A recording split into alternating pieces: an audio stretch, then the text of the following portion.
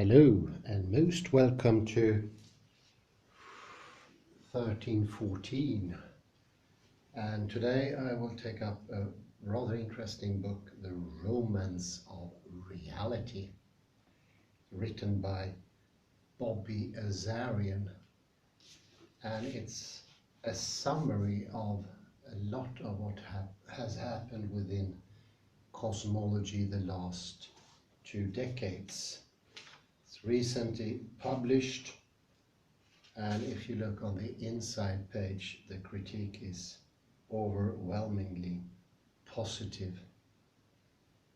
We see John Joe McFadden, for instance, Jason Silva, John Campbell,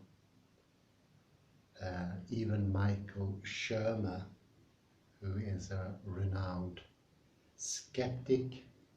He is the owner of Skeptic magazine. And we also find here Carl Friston, the renowned neuroscientist from University College London. Today I will take up two problems before all. The first one is fine-tuning, and the second one is the anthropic principle. These two concepts has a close relation, although they are on the surface different. Just a very short introduction. The fine-tuning has to do with the question, how come our universe is perfectly suited for life? How come the classical laws of the universes are exactly as they are, down to the last decimal? Why this question? Well, the question erupts because we know, were those decimals ever so slightly different? And I'm talking about a difference in minute things. Life would not be possible in the universe. It is even so, the universe itself would not be possible if any of the constants or laws of the universe would have been ever so slightly deviating from the present standard. The anthropic principle is why this universe and not another one. Another way to put the question is, why does life exist?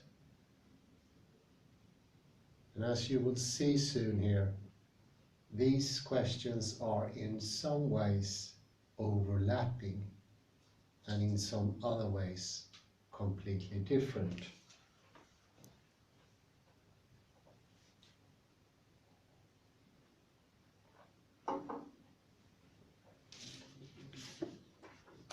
So I will read from the page 258 of the book, in the chapter Transcendence and Enlightenment.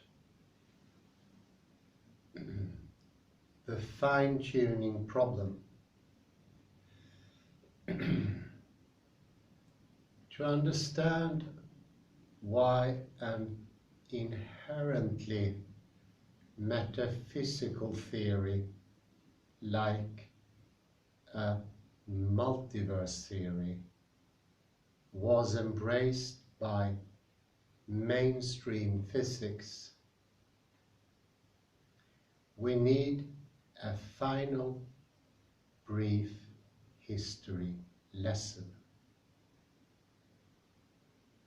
The discovery of the apparent fine-tuning of the physical constants uncovered by theoretical physicists in the 1970s created a problem for atheism that some scientists desperately wanted to solve.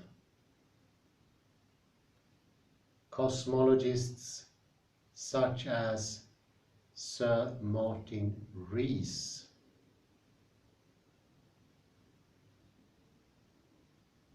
and Paul Davies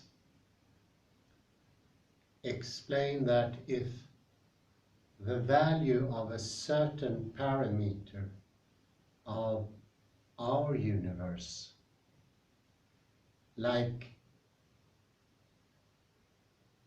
the strength of the gravitational force or the electromagnetic force or the speed of light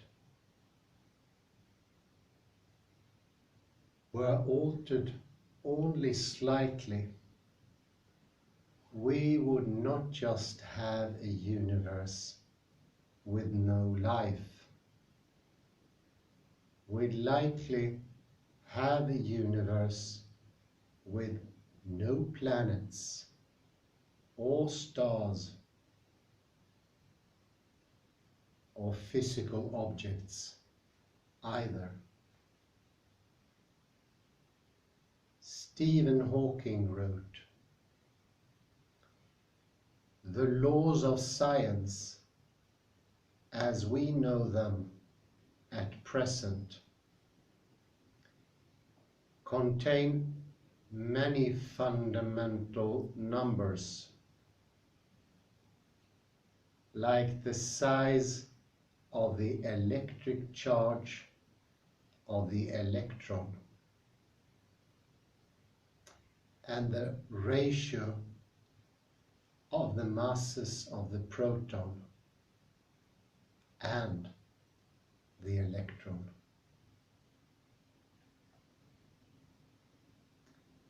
The remarkable fact is that the values of these numbers seem to have been very finely adjusted to make possible the development of life.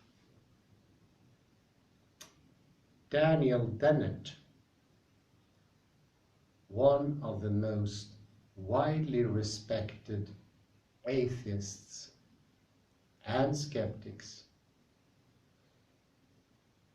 described the fine-tuning mystery this way in Darwin's dangerous idea.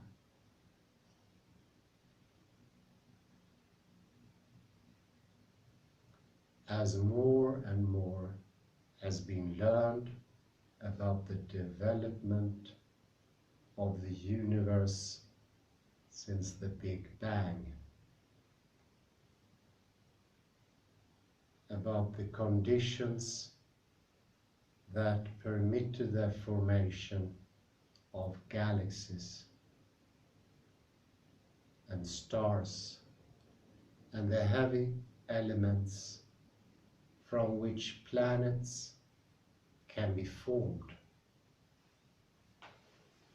Physicists and cosmologists have been more and more struck by the exquisite sensitivity of the laws of nature.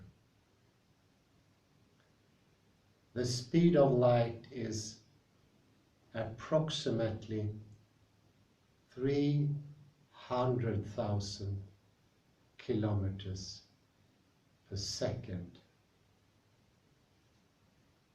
What if it were only 301 kilometers per second, or 302,000 kilometers per second? Would that change much?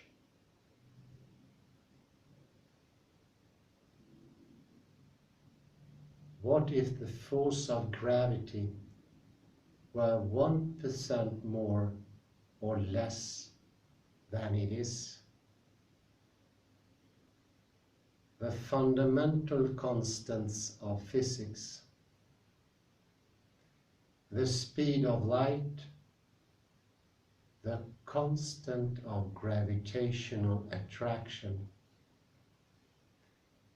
the weak and strong forces of subatomic interaction,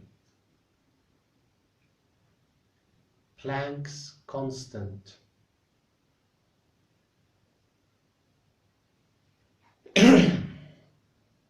have values that of course permit the actual development of the universe as we know it to have happened. But it turns out that if an imagination we change any of these values by just the tiniest amount,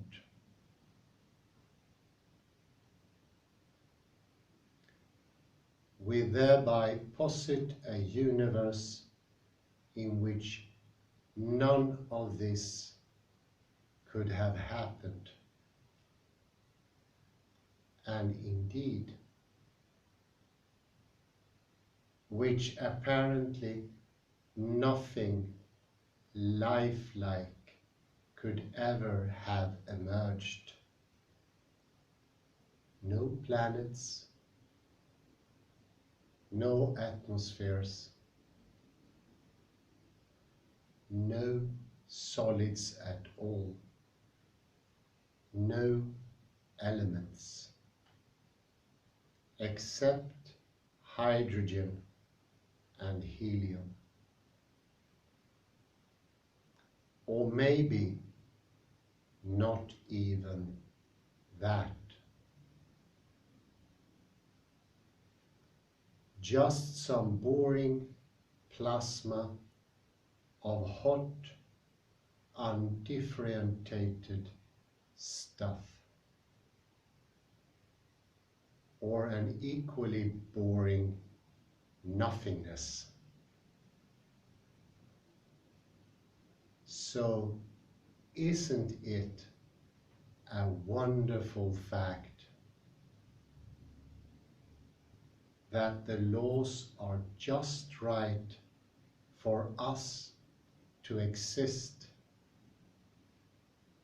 Indeed, one might want to add, we almost didn't make it. Is this wonderful fact something that needs an explanation? And if so, what kind of explanation might it receive?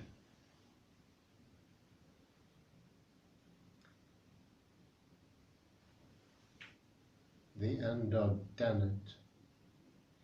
To the dismay of many atheists, this reopened the debate about a cosmic designer.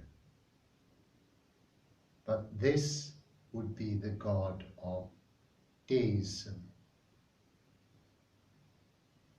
which is specifically not a creator that intervenes in the physical world, and that includes the world of human affairs. This stance is not to be confused with the intelligent design movement, which argues that specific events in the history of the universe such as the origin of life, required a supernatural act by God. This is an unfortunate label that has led to much confusion, because an entirely physical theory involving an intelligent creator, designer, or programmer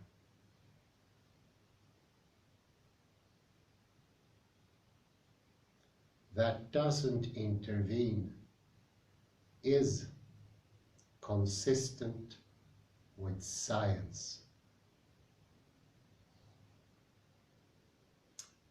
This model would include theories that propose that we are living in a simulated universe,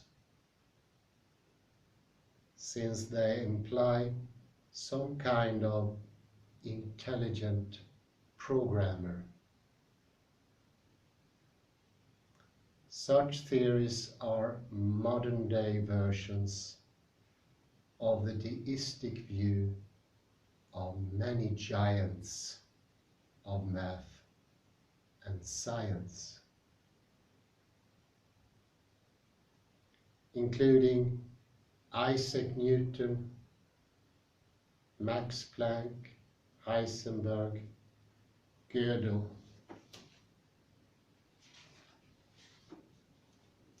just to name a few.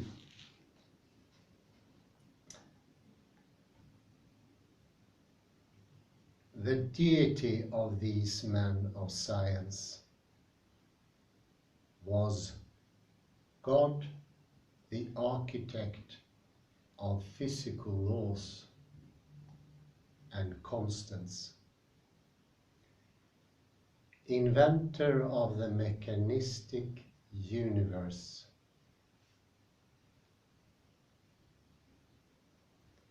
which evolves and unfolds as natural processes play out.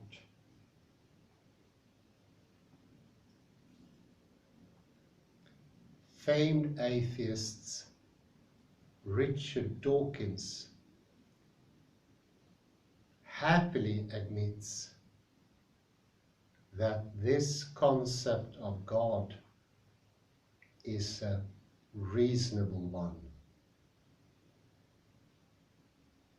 because God is simply a sufficiently advanced intelligence.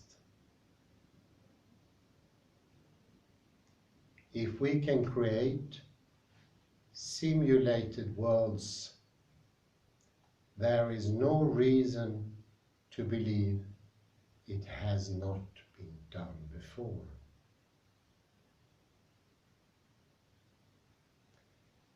Dawkins said, "We could take a deist God, the sort of God of the physicists, the God of somebody like Paul Davies,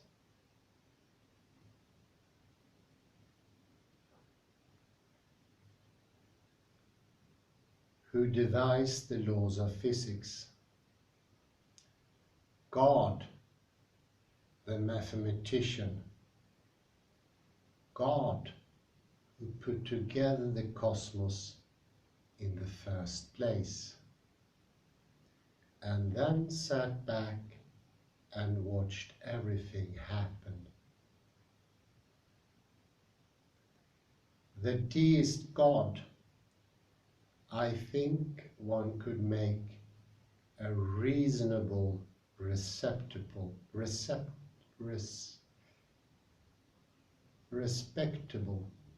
case for that. Not a case that I would accept, but I think it is a serious discussion that we could have.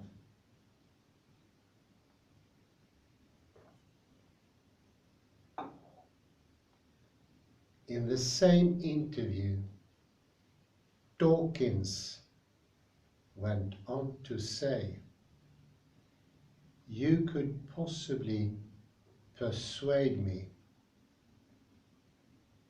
that there was some kind of creative force in the universe, that there was some kind of physical, mathematical genius who created everything, the expanding universe, devised quantum theory, relativity, all that. You could possibly persuade me of that." So, is the finding that the laws and constants are in some sense fine-tuned for the development of life evidence for an intelligent designer?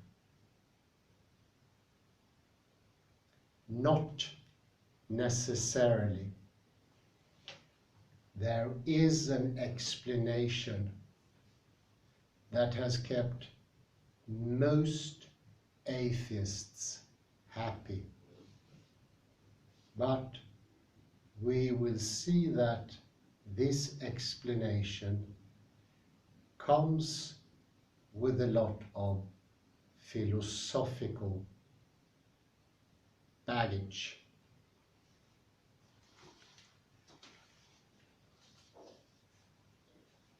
As you might have guessed now, fine-tuning has led the atheists to the anthropic principle.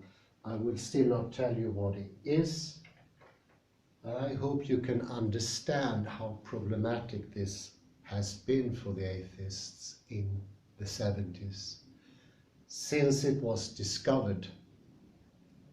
And the details are even more minute than you can even imagine. Think about the weight of the neutron. Think of a kilometer-wise long series of zeros. If one of those is changed, no universe. No matter how far you go down, you will directly realize nothing could have happened. So the fine-tuning problem was a disaster first, but when there is a disaster, there is sometimes a solution. And the solution I will get to now. Any questions at this stage, Kalle? No.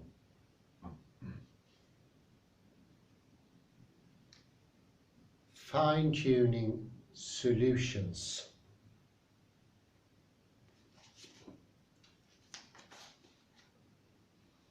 The fine-tuning problem is explained in two different ways with two different versions of the anthropic principle,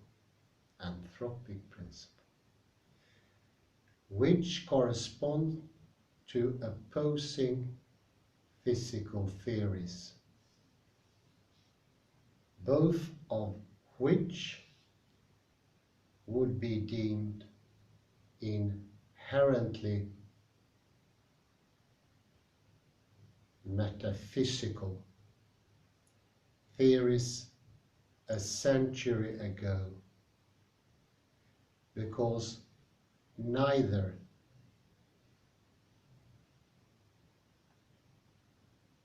is directly testable.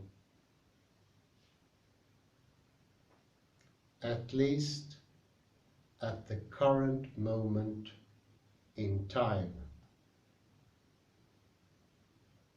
Again, this violates Karl Popper's requirement that a scientific theory be falsifiable.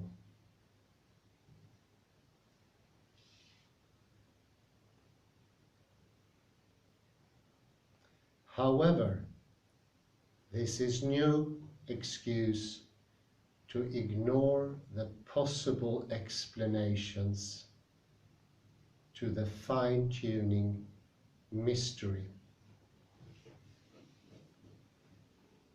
because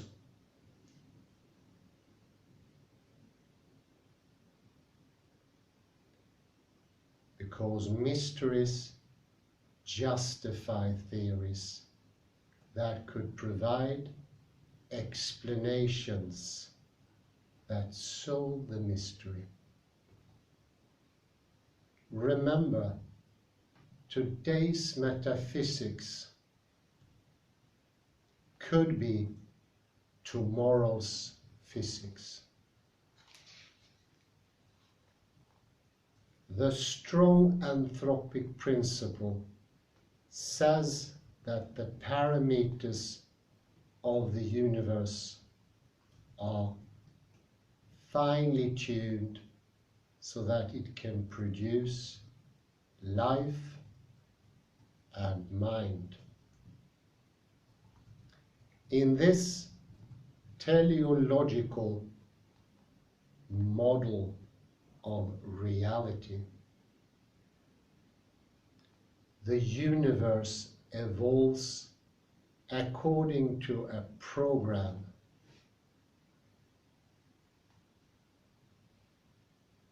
that ensures that life will spread through the cosmos, either forever or until something like a cosmic omega point emerges.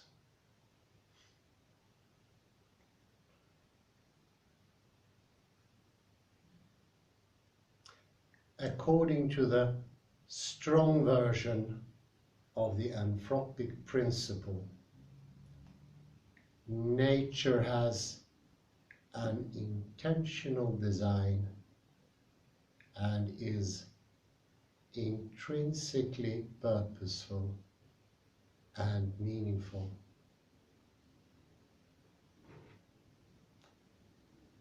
While this view might sound mystical, the ascent of life in the universe and the tendency for cosmos to self-organize are computational processes that inevitably occur due to a cosmic code that is analogous to a genetic code. But this developmental plan is encoded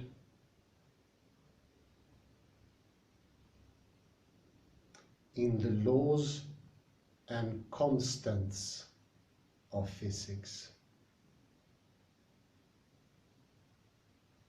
If our universe is the only universe in reality, it would be extremely improbable to find ourselves in a fine-tuned cosmos by chance.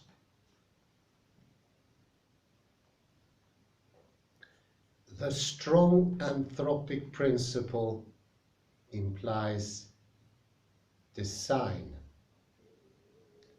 and it therefore attributes the fine-tuning of the laws and constants to some kind of intelligent creator or programmer.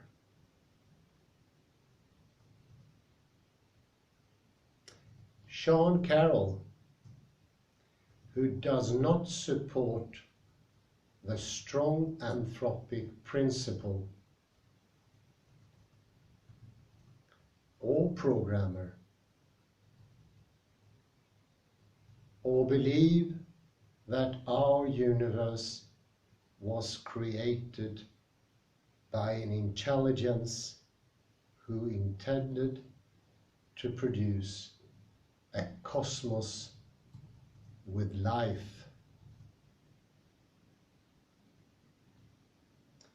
Nevertheless, states that the fine-tuning argument is the best argument we have for God's existence.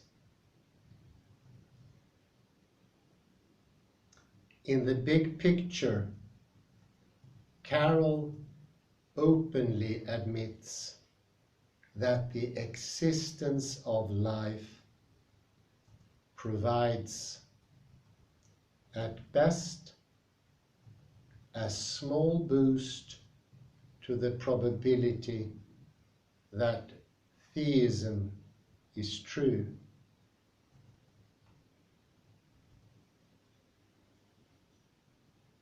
The same could be said for deism, which differs from theism in that if there is a creator, it is one that never intervenes. So the laws of physics are never violated. Carroll sees the doctrines of theism and naturalism as fundamentally opposed.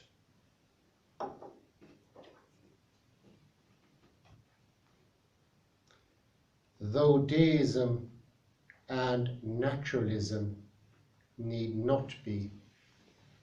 I think this needs an extra explanation. Deism and naturalism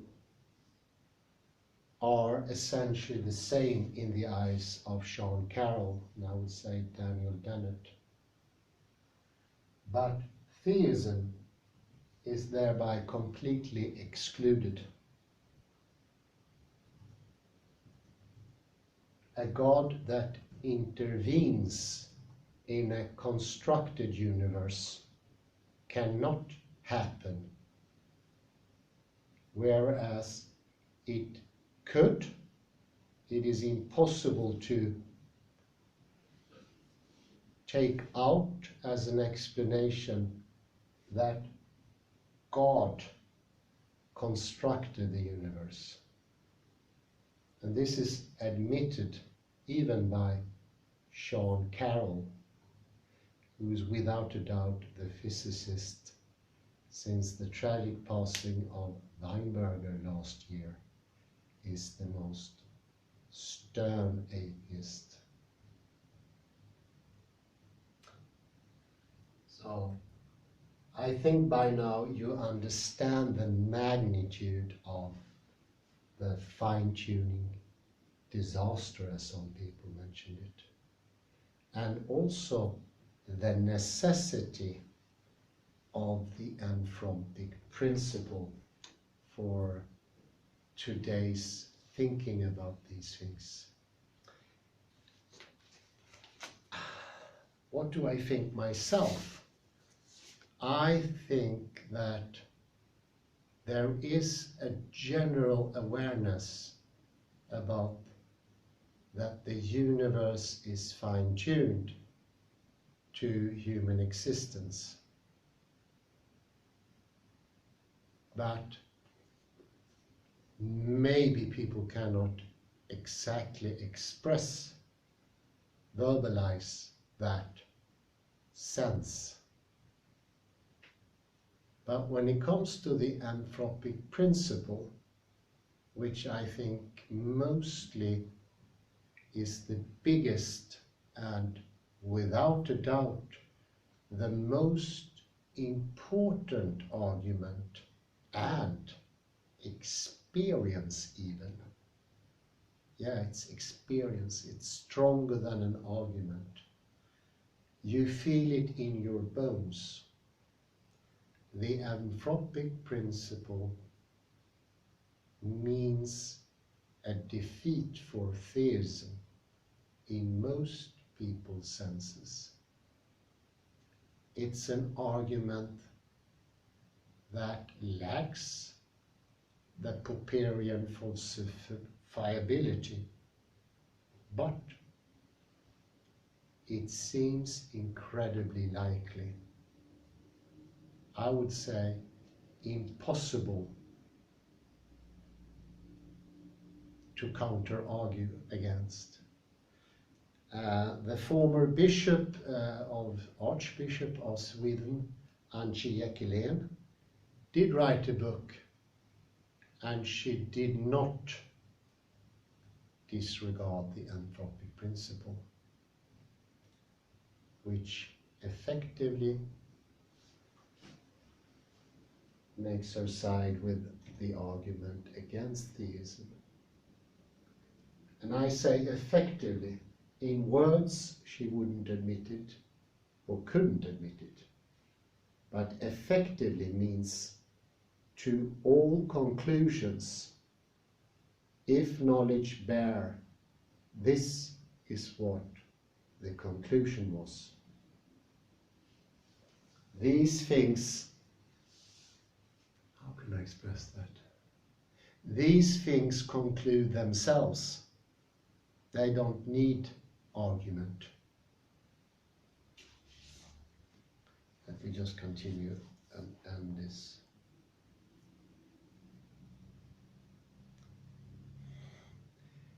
Whether the creator imagined by deism is a god or a technologically advanced being or collective intelligence would seem to be a purely semantic issue, as Freeman Dyson pointed out. I do not make any clear distinction between mind and God. God is what mind becomes when it is passed beyond the scale of our comprehension.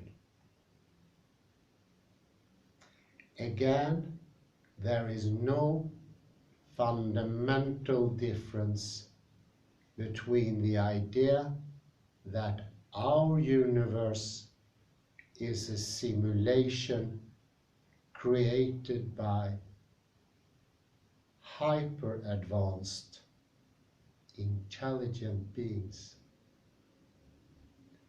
and the idea that it was created by a God with unimaginable powers.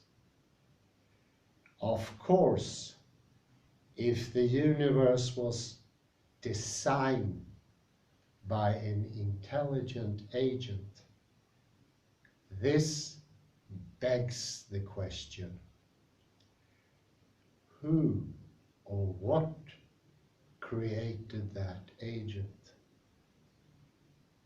This appears to lead to an infinite regress that scientists and philosophers do not like. So it's not a small thing, and I would say this sets the monopoly rules for all debates concerning cosmology today. And by that I mean it also rules what you think about these things. Or better put, it rules what you can think. You are not at liberty to think whatever you want, because knowledge organizes itself. You need a counter-argument that you cannot produce, so to speak. Kalle, you're bursting with questions here, I know that. No, you don't have to. You are still not, you will now speak about the measuring problem? Well, as you might see here, it's vastly similar. The measuring problem and the fine-tuning are similar. And the measuring problem is actually a magnificent way to get around this conundrum. The measuring problem shows that you can both have momentum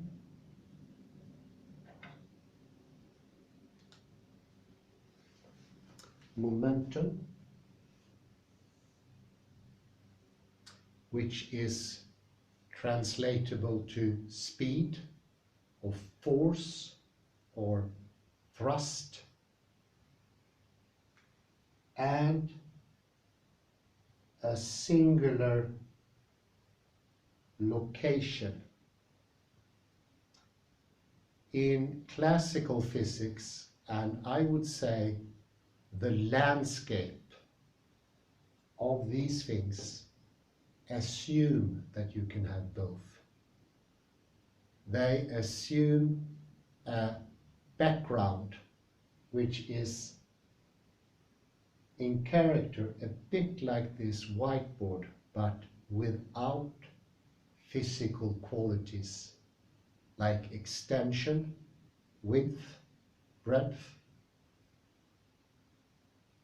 materiality, all those things. The idea of a whiteboard without any physical properties at all, none. And with the uncertainty principle, or the uncertainty discovery, it was proven once and for all. The whiteboard cannot be in the manner that we used to thought about it. This is, of course, the receptacle of Aristotle, something that we place the objects in. This is the container that we can ignore.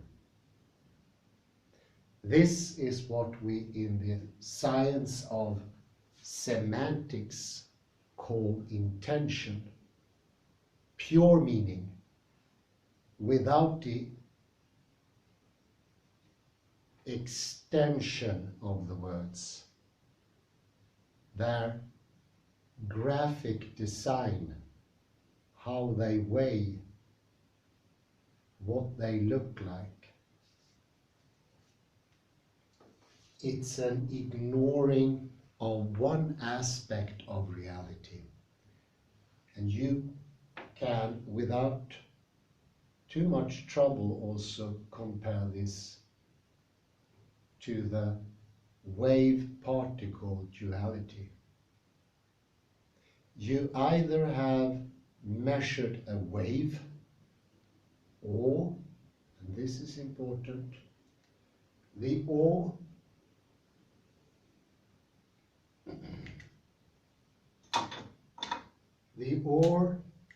means you cannot have both. Once you've chosen to have a wave, you will not have a particle. In the measuring problem, it means the following. Have you exactly measured the localization? You will not have momentum anymore. And they are dependent, meaning that the more you define localization, the more you tell where something is, exactly in the manner as I tell where this is situated in this room. I tell you it's 2 centimeters to the left of the whiteboard and about 40 centimeters down its aisle. The more I define that, the more I lose describing the momentum of the eraser. And that is extremely surprising. When the measuring problem came, it was one of the biggest explosions in human culture ever. But it has been, I think it's so hard to fathom, to get into your bodily system. So in the end, you block it out. It becomes just a conceptualization. And once something is conceptualized only, it disappears. And this is why I think when the measuring problem came out, it was a big thing. But as time came out, it became a concept. Accepted, yes, but it is more than a concept. It is of the world, which is a completely different thing. It is something that we can experience. This was experienced. This is part of human experience, whereas concepts are not. Now. Yes, it's yesterday and 2 days ago I discovered this concept of Heidegger, Augenblick, which you can translate as momentum in the great Heidegger lexicon from 2021. Actually, you have to go to momentum or moment. I don't actually remember now. Moment or momentum. But then in parentheses, Augenblick. And I found there is something similar between Heidegger's conception of Augenblick or momentum and this, that is, okay, so what is an Augenblick? That is a moment or a twinkling of an eye. It's the moment when the eye closes itself and opens. So it's both open and closed. That is a twinkling of an eye. Don't you agree? And when it's open or closed, it's like a wave. But the moment itself is so short. It's like a particle, like a dot.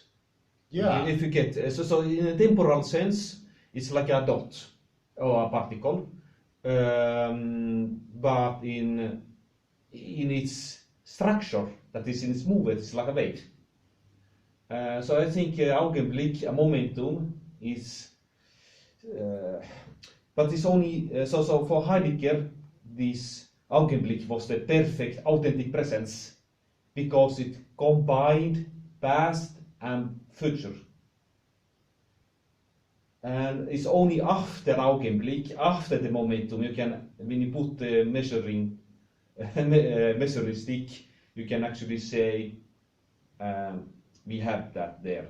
But it's already past. Exactly, it's after. It is after. Very good, Kalle.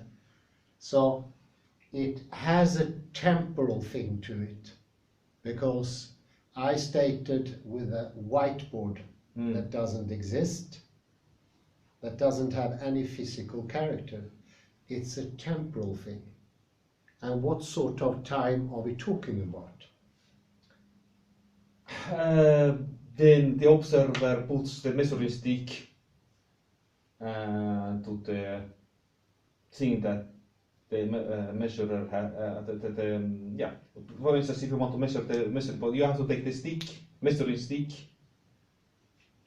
and that's subjective time. Or I would say what sort of time we're dealing with here is a time that is similar to the non-existent whiteboard. It's a time without leaps, jumps, and progress. It's a static time. So two things happens in the measuring problem. First, as I went through, and also the momentum that Kalle Lundahl here mentioned. It's a thing that shows that time, it's not static.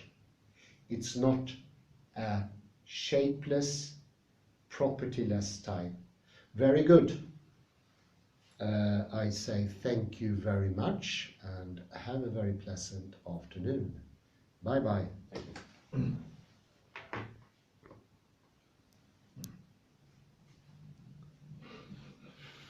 13:14. Thank you very much and goodbye.